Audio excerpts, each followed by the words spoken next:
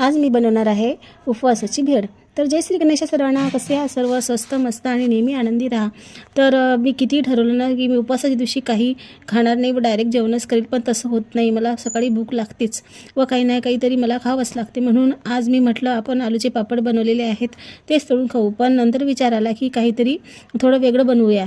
तर मग काय, पापड तळले, शेंगदाणे तळले, साबुदाणा पोहे हे तळून घेतले व हे सर्व मिक्स करून घेतल्यानंतर एक काकडी घेतली, ती बारीक चिरून घेतली।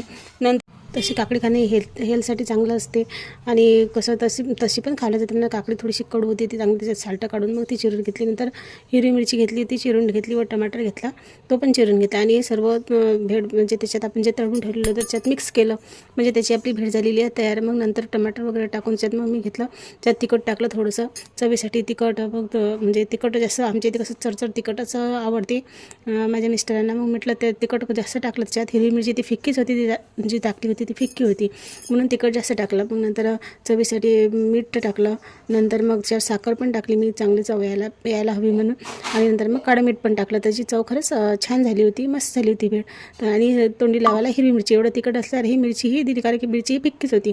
ह्या भेळमध्ये एक कमी राहिली होती, ती म्हणजे दही काही माझ्या इथे नव्हतं, पण तशी आपली भेळ छान व टेस्टी झाली होती खायला।